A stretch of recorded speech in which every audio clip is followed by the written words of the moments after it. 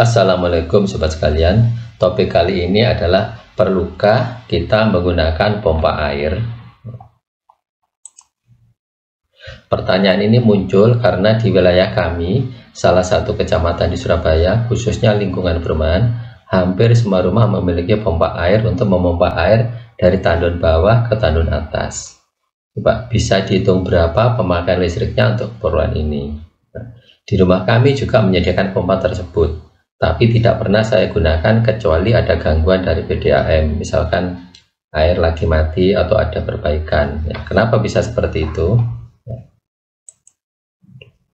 Nah, sekarang kita lihat ini. Kami perhatikan tekanan air dari PDAM di lingkungan kami cukup kuat. Seberapa kuat tekanannya? Kami melakukan uji coba menggunakan selang air seperti pada gambar ini. Saya tarik selang air dari keran air di taman, ya, dari bawah, ya, kami ulur ke atas sampai ke lantai 3 atau dek atas dari lantai 2. Ternyata airnya masih mengalir sampai pada ketinggian ini. Uji coba ini kami lakukan pada siang hari. Kalau malam hari tentunya tekanannya lebih kuat. Ya. Dari kondisi ini akhirnya kami memutuskan untuk merubah sistem perpipaannya. Nah, ini adalah gambarnya. Ya. Di sini kita buat instalasi pipingnya seperti ini. Ada pompa air, kemudian tangki tandon atas, dan ini tandon bawah. Ya, kemudian pipaannya seperti ini. Air masuk dari PDAM, ya, kemudian masuk ke tangki, juga masuk ke tandon bawah, baru dari tangki digunakan untuk ke pemakaian. Nah, dari kondisi ini, di sini disediakan ada 4 buah keran, 1, 2, 3, 4, 5. Di sini ada 5 buah keran. Sekarang kita coba ya satu persatu kita pelajari. Pada kondisi ke-1, air dari PDAM masuk ke pompa, masuk ke tandon bawah. Kemudian di sini ada pelampung, dari air yang sudah masuk di tandon bawah ditarik oleh pompa menuju ke tandon yang atas. Nah, sekarang untuk melakukan hal tersebut, keran-keran mana saja yang perlu dihidupkan dan dimatikan. Nah, kalau kita lihat di sini, pada saat air naik, keran yang nomor 3 ini harus dalam kondisi mati, dimatikan supaya tidak mengalir ke arah kanan. Kemudian di keran nomor 4, posisinya harus dibuka supaya air mengalir ke tandon bawah, ya, sampai penuh dengan adanya pelampung ini. Kemudian di sini keran yang nomor 1 juga demikian harus dibuka, ya, dan keran yang nomor 2 harus ditutup, ya, jadi harusnya airnya mengalir ke tandon atas ini. Di sini yang keran nomor 5 tentu saja dibuka, ya, yang 3 ditutup, yang nomor 5 dibuka, sehingga air mengalir ke pemakaian kamar mandi atau ke tempat-tempat yang lainnya. Sekarang kondisi yang kedua. Untuk kondisi yang kedua, di sini kita tidak melibatkan pompa air, ya. Jadi air dari PDAM masuk ke tandon atas. Jadi dia tidak masuk ke tandon bawah, ya, tidak perlu masuk ke tandon bawah, hanya masuk ke tandon atas. Nah, di sini keran-keran yang berfungsi, ya. Yang pertama, keran nomor 4 ini harus dimatikan. Keran nomor 2 harus terbuka. Sedangkan keran yang nomor 1 harus mati, ya. Kemudian keran yang nomor 5 dibuka sehingga air bisa mengalir menuju ke tandon atas. Kemudian dari sini keran nomor 5 dibuka bisa menuju ke pemakaiannya. Untuk yang nomor 3 kerannya harus ditutup, ya, seperti itu.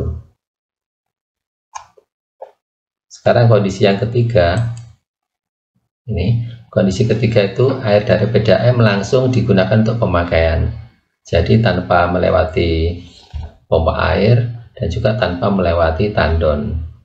Jadi tandon tidak beroperasi, ini langsung. Nah, di rumah kami itu sampai saat ini kami menggunakan cara yang ketiga ini, yaitu dari PDAM langsung ke pemakaian. Jadi pompa airnya banyak nganggurnya dan juga tandonnya juga banyak nganggurnya. Tandon atas maupun bawah tidak pernah dipakai kecuali kalau ada perbaikan dari PDAM, ada ada kerusakan dari PDAM, baru kita gunakan seperti ini, gunakan tandon atas dan juga tandon bawah dan juga pompa air. Seperti itu kondisi di lingkungan kami, karena tekanan airnya sudah cukup memadai sampai ke lantai 2 tanpa harus lewat tandon ya. Mungkin di lingkungan kami juga banyak yang tidak sadar bahwa sebetulnya itu tidak perlu menggunakan pompa air, tapi mereka tetap menggunakannya. Airnya apa ya, menggunakan pompa air tentu saja menggunakan listrik yang sia-sia. Sebetulnya kalau mau dibuat instalasinya seperti ini sudah tidak menggunakan pompa air lagi, jadi kita bisa menghemat pemakaian listriknya. Nah, sebagai tambahan ini, tambahan dari materi, saya akan berikan kalau misalkan menggunakan pompa air ya. Di sini adalah radarnya ya, radar yang biasa dipasang itu seperti ini. Terminalnya itu ada terminal A1 dan A2 yang kita gunakan ini, terminal A1 dan A2. Kalau yang B1 B2 itu dipakai untuk yang tandon bawah kalau memang mau menggunakan radar. Tapi di sini kita gunakan cukup yang tandon atas, yaitu terminal A1 dan A2 dalam kondisi normally open. Nah, sekarang ini rangkaiannya. Jadi rangkaiannya dari saluran fasenya masuk ke radar, yaitu yang terminal A1 ke A2, di sini normally open ya, dan masuk ke pompa ya, seperti ini rangkaiannya. Sekarang cara kerjanya. Jadi pada saat air penuh, posisi kontak radar adalah normally open ya, posisi air penuh. Nah, pada saat air kosong, posisi kontak radar adalah normally close ya, normally close ini nutup sini, sehingga harus mengalir ya, ada rangkaian tertutup dan pompa air bekerja. Setelah air penuh, posisi kontak kembali ke normal open, sehingga arus listrik terputus dan pompa mati ya. Jadi ini digunakan untuk tandon atas ya, radarnya dipasang di tandon atas ya, yang biasanya digunakan seperti ini. Jadi demikian rekan-rekan sekalian ya, perlukah kita menggunakan pompa air? Tergantung dari lingkungan rumah kita, apakah cukup tekanannya untuk sampai ke lantai 2. Mungkin ada beberapa yang nyampe tekanannya, ada juga yang belum sampai. Kalau belum sampai ya terpaksa harus menggunakan ini pompa air. Atau bisa juga siang hari dia itu nggak nyampe tekanannya ke atas ya, ke lantai 2. Tapi kalau malam hari tekanannya kencang, bisa nyampe. Nah, ini bisa disiasati.